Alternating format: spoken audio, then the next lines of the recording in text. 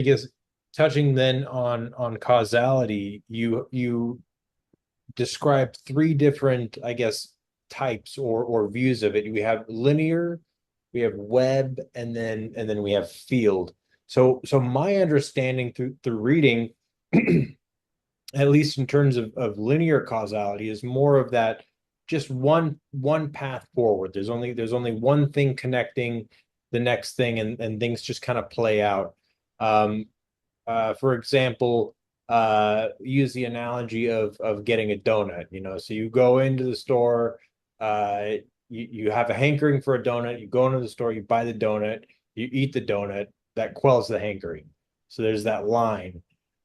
The web, I guess, more in looking at the complexity of all of the components within the experience of going to get the donut would be looking at, okay, how did the supplier get in control of the distributor, and then all the different ingredients that go into it, all the shipping and everything to get to the store to where you could actually get it. And that's on their end. I mean, on your end, what different plays happened throughout time to get you to where you were hankering for a donut? Did you see a sign? Did you watch The Simpsons and see Homer Simpson eat a donut? Um, so I think that kind of describes what the overarching complexity that could be there if you look into it. Outside of that, then what would then be field causality? Yeah, so you got it exactly right. The linear causality is what, when you do a first reading of the law of dependent origination, that's what the Buddha is relating. He's just saying, we've got suffering in this life, and we can walk that back, and the one cause of suffering is birth into the world. And the so exactly the way that we were just doing, the linear causality is never true. It never has been true, and really no one actually believes it's true. It's a shorthand thing that we use, and it can provoke interesting thought patterns and insights, but it's just a simplified story. And what we all pretty much already recognize, whether Eastern or Western, is that causation is much more of a web. The linear line is an approximation, is a simplification, but in reality, there are all these different things that go into it.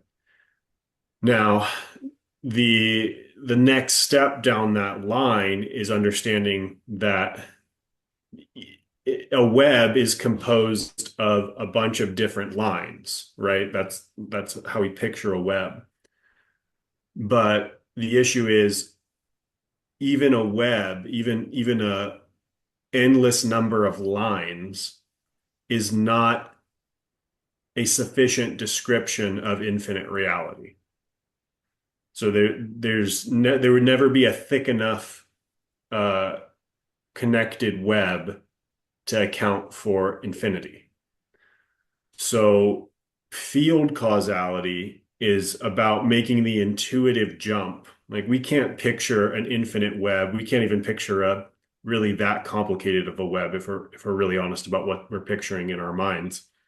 But we can understand the necessity for the conception of an infinite web. And so we can make the intuitive jump and say, okay, at a certain point, it all, is all so interconnected and so complex that it ceases to be a web. It's not linear. It's not about just certain connections. It's about the whole thing at once.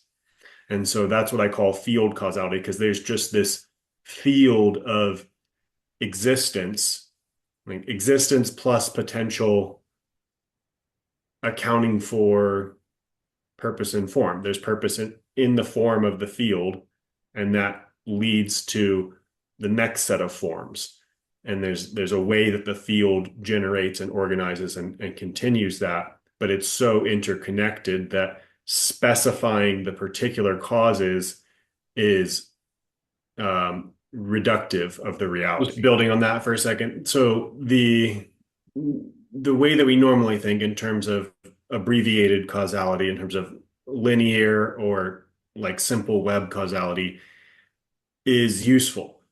There are legitimate ways that it's obviously useful. We wouldn't have computers and the ability to have this conversation if we didn't understand certain linear causes and effects and places where you can insert something new and get something new out of it.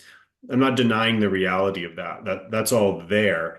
And we have an effective understanding of that by sort of dissecting the potential around us and understanding limited segments of it. Um, I think it's just also important to not forget the other side of things, where the what would you say? The field is also going to be conceived of as causal. So this goes back to I think Alan Watts said it pretty well. A lot of things he said were pretty good and derived from Buddhism, though I don't agree with all of his analysis of that. Um, but he said, like, you are the sum total of the causes of the universe happening exactly at that moment. You are what the universe as a whole is doing in this particular place. So it's like everything acting together produces the next thing. Okay, excellent.